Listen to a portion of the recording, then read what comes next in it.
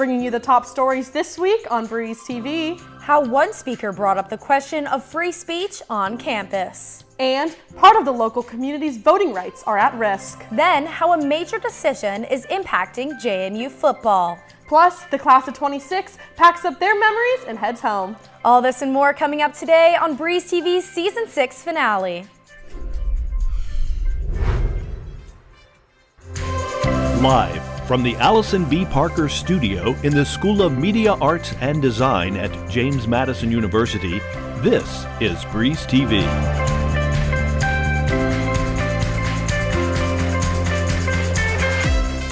Welcome back to Breeze TV. I'm Maggie Rickerby. And I'm Zoe Mallory. The First Amendment has been center stage this week at JMU. Student organization Young Americans for Freedom hosted conservative speaker Liz Wheeler at Festival last Wednesday. Over 3,000 tickets were registered, but the event was downscaled to about 100 guests. Political correspondent Regine Aranazari has firsthand coverage of the event.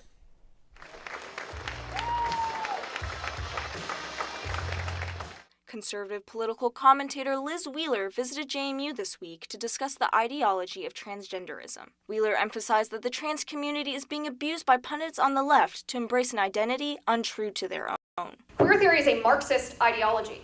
Now, some people listening to this might be thinking, well, that's a little bit extreme, a Marxist ideology.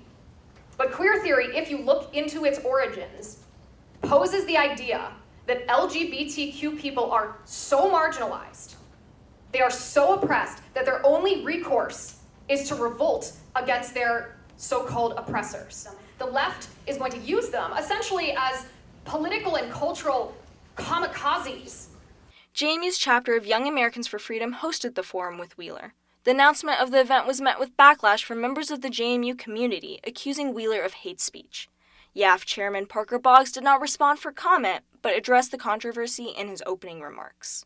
The left shames hate on every front, but stops short of the no-hate train with people who are not lockstep with their outlandish beliefs.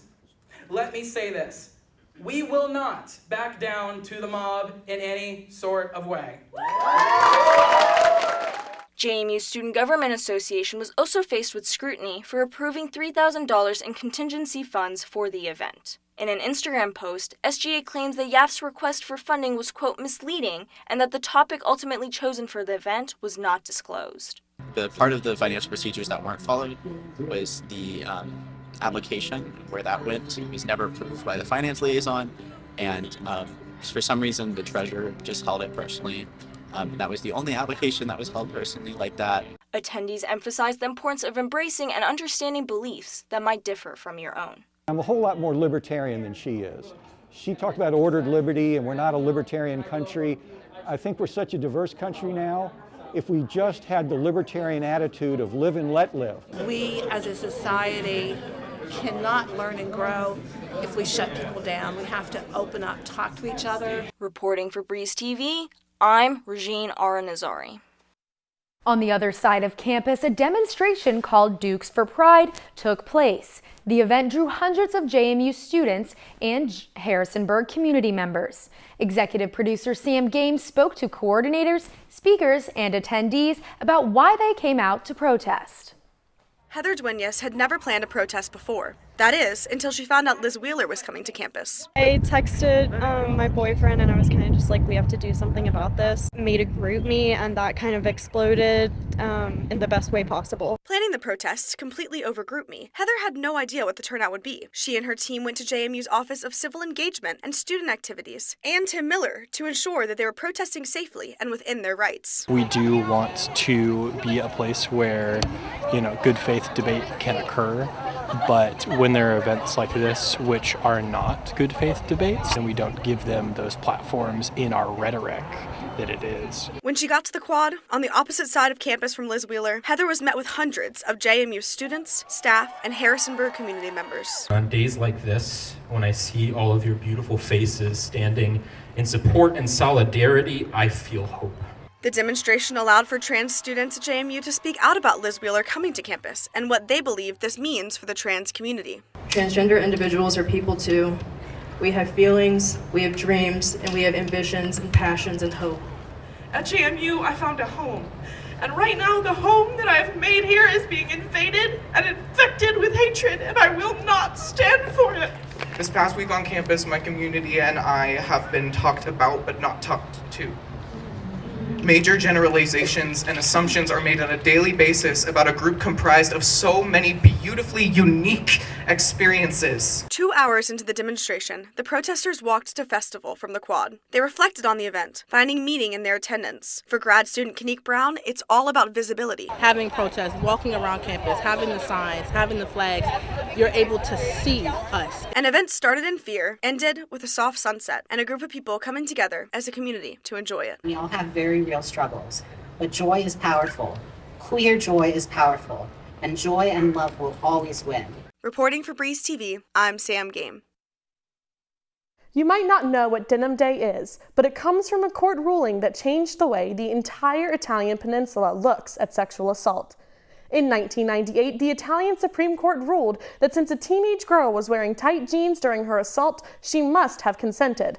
The next day, women in the Italian parliament wore jeans in protest. And now, on every last Wednesday of April, people around the world wear jeans for Denim Day. And bringing it back to the Berg, Students Against Sexual Violence held an event to show support for the survivors of sexual assault by selling denim keychains and giving out free consent condoms, stickers, and denim strips.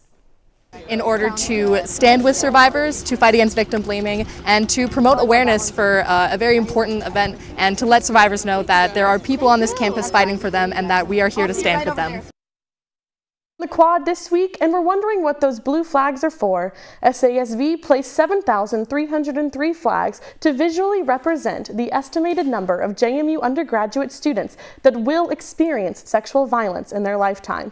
To put that in perspective, JMU is a campus with over 20,000 undergrad students. This means more than a third have struggled with or will struggle with instances of sexual violence, assault, or abuse. With Sexual Assault Awareness Month coming to an end, SASV is hosting their last event tomorrow at the JMU women's softball game at noon in Veterans Park. At this tabling event, they will talk about their organization and sexual violence prevention. Coming together as a community is one of the pillars of Islam. Noel James speaks to local leaders on the importance of Ramadan. Eid Mubarak, as one would say to mark the end of Ramadan, a holy month in which Muslims sacrifice food and water for the entire day and dedicate that time to prayer. The JMU Muslim Student Association held a banquet in which they marked Eid celebrations. As Nabir Akbar, the president of the association, recalls, in her time here at JMU, moments like these are rare. Having the voices of the Islamic community heard makes it all the more worthwhile. Like this, full of the food that we eat, the clothes that we wear, I feel like we're more noticeable to them now, and we're like, oh yeah, we're here. JMU's president Jonathan Alger, who also was in attendance, said fostering relationships within the community is pivotal. We are not an isolated ivory tower. We as a university need to be part of the community around us, to relate to one another, to care about one another, to express support for one another. And that, to me, is the beauty of this event. For Azit Imtiaz, who serves as community chair, JMU's administration has taken a keen interest in the needs of the Muslim students on campus. Harrisonburg itself have a lot of big community of Muslims. So we are here to connect not just JMU Muslims, all the community Muslims as well. Imtiaz, who led evening prayers, says that during the holy month, Muslim students benefited from extended hours at E Hall and D Hall, and that more changes are expected. We will be having prayer places for Muslims, specific for Muslims, which are going to be available all over the campus. For now, the MSA just had one message for JMU. Thank you, JMU, for having us here and giving us that platform to be able to express our culture and our religion. Reporting for Breeze TV, I am Noel James. Coming up next on Breeze TV Politics, Assistant News Director and Political Correspondent Regine Aranazari has the latest. What's coming up, Regine? Thanks, Maggie and Zoe. Stay tuned as Governor Glenn Youngkin introduces a policy change for former felons in Virginia. Plus, how a national ban could affect the Harrisonburg drag community. Then, the end of an era for a student leader on campus. All this and more when we come back. A Bojangles family meal has more to choose from. Coleslaw. Dirty rice. Mac and cheese. Those scratch-made biscuits. More choices of handcrafted fixins for everyone. You won't find that in a bucket or a bundle. Order in the app and get more. It's Bo time. It's bow time. Get fired up tonight because Bojangles has your dinner covered. Southbound, scratch made. Not in one of these, but one of these. That's more home cooking for your money. Order your family meal on the app tonight. It's bow time. It's bow time. Hurry into Bojangles for 2 scratch-made sizzling sausage biscuits for just $4. One bite and you'll want breakfast for dinner. Good thing we serve savory sausage biscuits all day. But this 2 for $4 deal won't last forever. It's bow time. The one. The only. Bojangles Cajun Filet Biscuit. Nothing compares to our signature Cajun Spice Chicken Breast Filet on a made-from-scratch buttermilk biscuit. Bojangles Cajun Filet Biscuit is so good, we serve it all day. For a limited time, get 2 Cajun Filet Biscuits for just $5. Bojangles, it's bow time.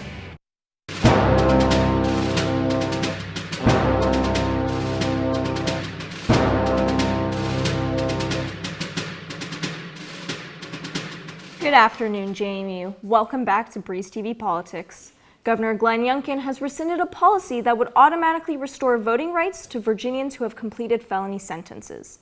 The new policy now faces a federal lawsuit accusing Youngkin of violating the U.S. Constitution. Breeze TV Politics highlights a local community potentially vulnerable to this change. Virginia is now one of 2 states to permanently disenfranchise voters with felony convictions. Both Kentucky and Virginia leave discretion of restoration to the governor. The Youngkin administration's new policy is a shift from former Republican Governor Bob McDonnell, who granted voting rights to nonviolent felons. Governors Terry McAuliffe and Ralph Northam expanded the policy to grant voting rights to another 300,000 Virginians. Harrisonburg-Rockham NAACP President John Butler Jr. served on the committee that streamlined McDonnell's executive order. Sometimes we take things for granted until they're taken away from us.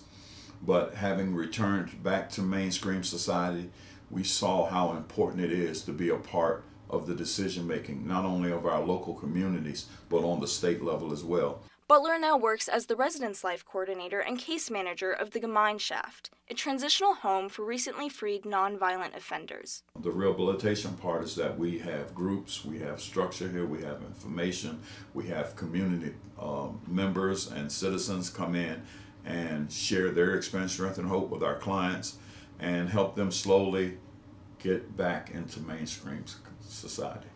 Gave me what I needed to stand on my own. Prison doesn't really do that. Like, you're just serving time, dead time. You know, there's not really much as far as education goes.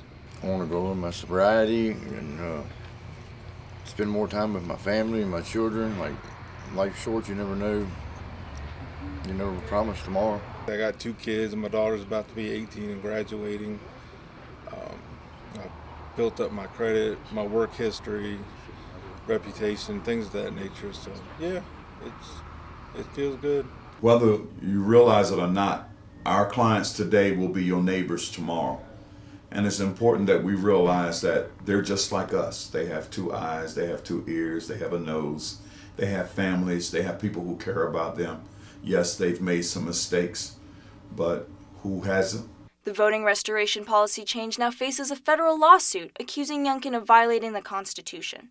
Instead, Butler looks ahead at the journey to come. It's so much important now for us to participate, for people to join the NAACP, to stand for what's right, to do whatever it takes for us to get those voting rights and those privileges back for all people. In other news, Breeze TV reporter Alexa Bonilla sat down with student body president Shadi Bakhtiari to discuss her impact on JMU as she prepares for graduation. What is your final message to JMU? Keep pushing, keep trying. This university has so much room to grow. We've grown so much, but we have so much room to continue growing. Don't let anybody tell you no. I think that's a good one too. And honestly, like, what you want to do and what you put your mind to, you definitely can find a way to get it done. And I think that our student leadership here has shown an amazing work ethic, and that's my biggest thing is whatever it is, whatever you want to do, keep pushing, set your mind to it, and you'll get it done. And as always, go Dukes. Full interviews with both Shadi and Xavier will be available on the Breeze's Instagram as the end of their term approaches. In the light of the recent anti-drag movement, Breeze TV's Noelle James highlights the Harrisonburg drag scene and how a potential ban could affect their community. Once the hoops and heels come on, it's showtime. Local drag queens Chad Seeger and Liam Major say drag is their lifeline. Everybody loves it. When they hear about it, they're like, where at? They want to know all the details. Yeah, Harrisonburg loves drag. It's a family. It's a community. For the last 12 years, Bianca Blake Starr has been competing in pageants, earning her the title of Miss Gay United States. Her career has taught her self-acceptance. It really gives us an opportunity for some people who can't be themselves to shine immensely. Bianca's journey is one of facing challenges head-on. The best thing is patience. Have patience and know that if it's something that's going to take you a little bit longer to pick up on, then it'll eventually come if you want it bad enough. But you gotta have to be brave doing what we do. Drag culture is in the spotlight. Right-wing politicians are introducing bills nationwide to ban drag shows. Queens in Harrisonburg are concerned a ban could affect more than just the performers. It affects the designers and everybody behind the scenes. And when you attack one person, you're attacking everybody behind them also. For JP, the opinions of the few should not dictate the opinions of what he described as, quote, the majority of people who like drag. If you just don't like something, well, don't go see it. If you don't like it, just don't support it. But it doesn't mean that everybody else in the world has to not be able to do it because you feel like it's something that you don't like. For Bianca, drag is a family affair. Her 17-year-old daughter is, quote, the future of acceptance. She doesn't bat an eye at it, and she goes to school and she literally is bragging to her friends, my dad's Miss United States. For now, drag queens in Harrisonburg are here to stay, but if we ever did get a drag ban in Harrisonburg, my heels would go on. Yeah, my heels would be walking. Reporting for Breeze TV from Court Square Theater, I am Noelle James. For more news outside of the Valley, reporter Noelle James is in studio with this week's National News Rundown.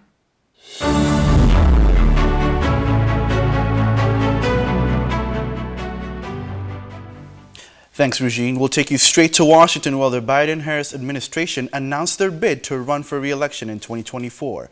President Biden argues that American democracy still faces profound threats from former President Donald Trump.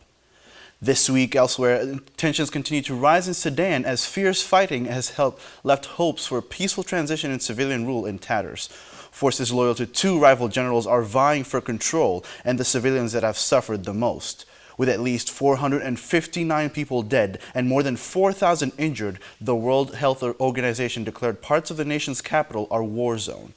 U.S. Secretary of State Antony Blinken said in a statement that on Monday, all U.S. personnel and families had been evacuated from Khartoum and that operations in the U.S. Embassy had been temporarily suspended.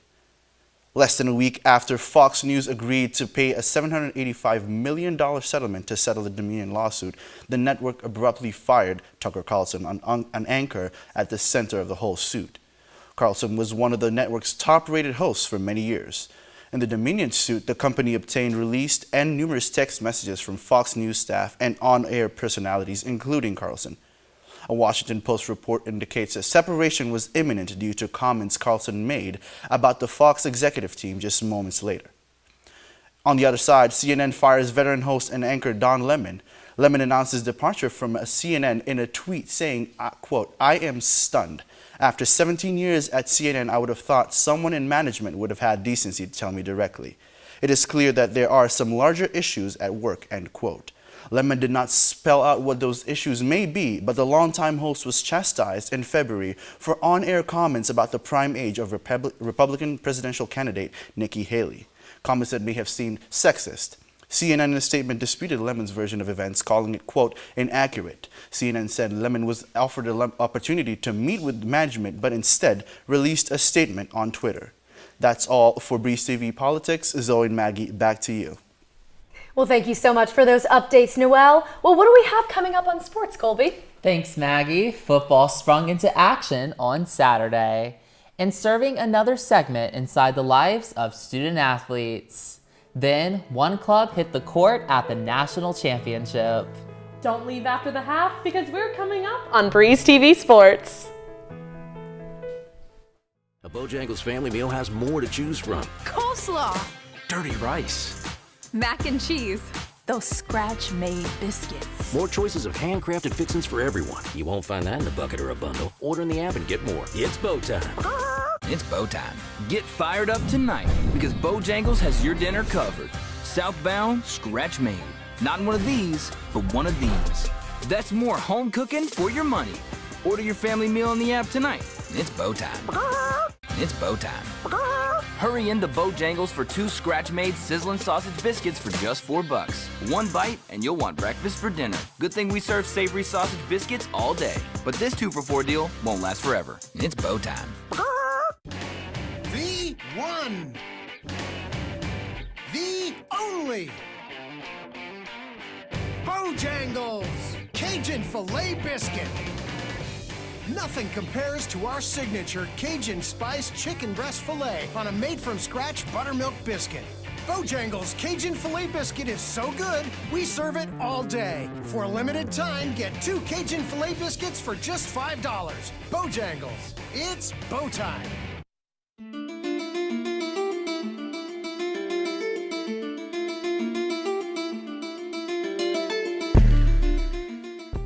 Welcome back to the Sports Desk. This is Colby Reese. On Wednesday, the NCAA Board of Directors met to make a decision on JMU football's waiver request, which would shorten their transition to the FBS level by a year. The Dukes were denied their request and subsequently will be ineligible to compete in a bowl game once again next season. This also means the team will unlikely be allowed to play in the Sun Belt Championship.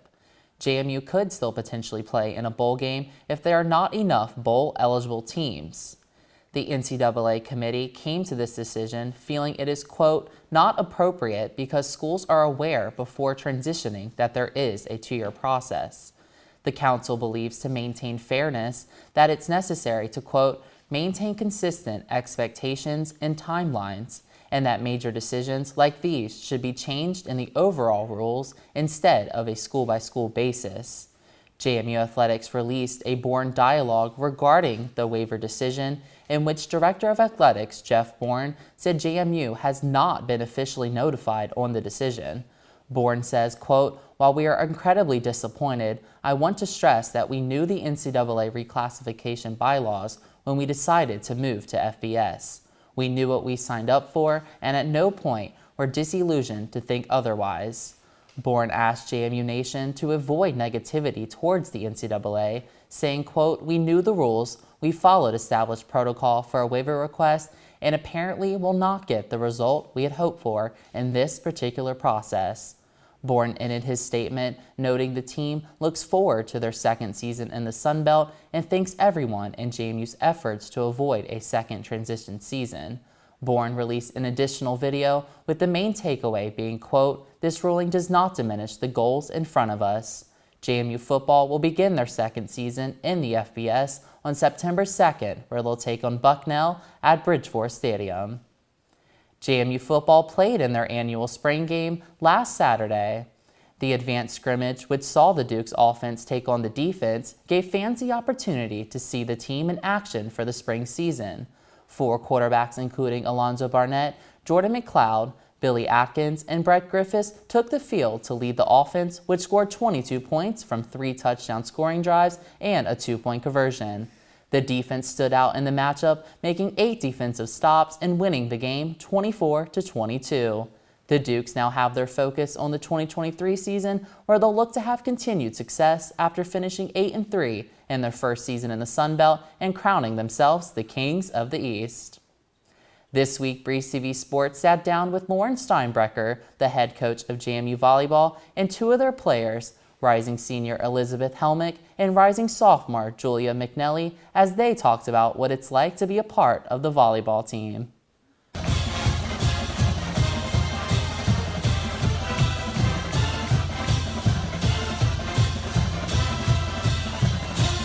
Ahead, Tyson goes, she's in, and she buries it! And the Dukes on the road. That relationship. So besides athletics and everything, say academically, someone needs help. How does that kind of work with not just the coaches, but the players as well? Yeah, well, between the coaching staff and the support staff, our job is to help the players be their best. And so we're obviously really engaged with all parts of their life. We want them to succeed on the court. We want them to feel great about who they are. You know, we want them to feel prepared for career opportunities. So it takes great communication between everyone in our program. Obviously, a lot of effort on the players' end. And this group's a fantastic. It doesn't take much effort from ours. Sometimes just a little nudge here and there.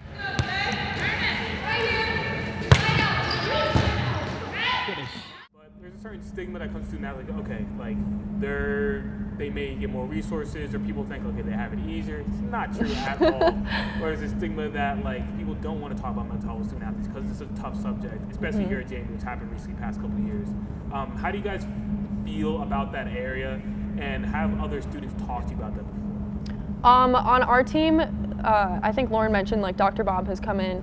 I think in the fall he came in once a week, and then in the spring he's come in every 2 weeks, I think, and he just really works with us to give us tools, not like he's sitting down and talking to each of us, but he's giving us tools so that when we get in those situations, especially in games, like I know a lot of us can struggle with like in-game anxiety and stuff, and so he gives us those tools to work around that. And then it also helps like doing things that you love with people that you love, and that comes with trust too. And so being able to have at least one teammate that you can go to, and like, because things build up and they build up fast.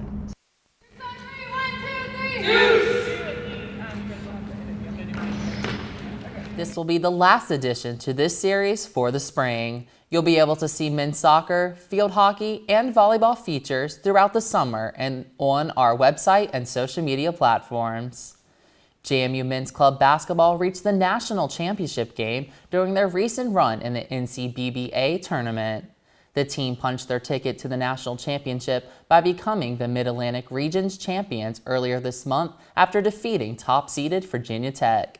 The Dukes went into the national tournament as the 6th seed and opened play by defeating 3rd-seeded UConn in the Elite Eight. The team would then go on to knock off 2nd-seeded Penn State, followed by eventually falling to top-seeded UCLA in the final. Club president Stacey Terry spoke about the experience of getting to play at this high level. It was amazing. The guys were able to get out there, compete, and have a great time, and being able to compete with these other teams, teams that we haven't seen before or haven't played recently, being able to play against new talent, different people from all over the country, it was actually very fun. Terry says despite not reaching their ultimate goal of winning the tournament, he's proud of the team and believes being the 6th seed in the tournament motivated the group to prove themselves worthy and showcase how good of a team they really are. That's all from the world of sports. Zoe and Maggie, back to you. Well, still to come on Breeze TV. JMU celebrates a National Heritage Month. And first years reminisce on their freshman experience. Then your forecast for this weekend. And stay tuned for the last part of Season 6. A Bojangles family meal has more to choose from. Coleslaw, Dirty rice. mac and cheese, those scratch-made biscuits. More choices of handcrafted fixins for everyone. You won't find that in a bucket or a bundle. Order in the app and get more. It's Bo time. It's Bo time. Get fired up tonight because Bojangles has your dinner covered. Southbound, scratch made. Not one of these, but one of these. That's more home cooking for your money. Order your family meal in the app tonight. It's Bo time. It's Bo time. Hurry into Bojangles for 2 scratch-made sizzling sausage biscuits for just $4. One bite and you'll want breakfast for dinner. Good thing we serve savory sausage biscuits all day. But this 2-for-4 deal won't last forever. It's Bo time. This is Breeze TV.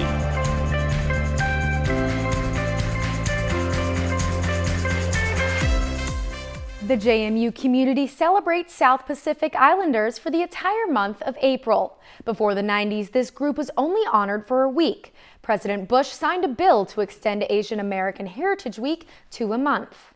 Today, Asian Pacific Islander Desi Heritage Month is recognized to remember the struggles and celebrate the accomplishments that this group has faced. Currently, several organizations on campus honor this culture.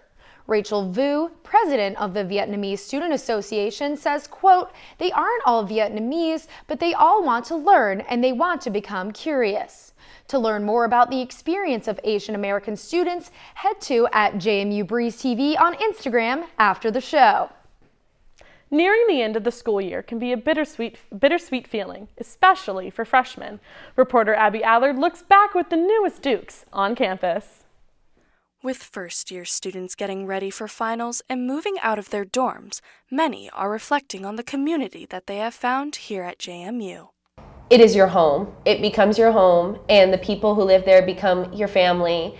And so like being able to leave like this piece of me in Eagle is like, it's very emotional. Although Robin Morris said when she first found out that she was living in Eagle Hall, she was so upset that she cried, but then grew to love her dorm and the friendships that came along with it. Morris's roommate Danielle Thomas emphasized how important it is to get out, explore, and not stick yourself to just one place. Explore the whole campus. Don't seclude yourself to like East Campus or Main Campus based off of where you live, because there's so much stuff on both sides, just like everywhere, that I feel like everybody should get to experience and see. Transfer students on campus have also had time to reflect on their semester here.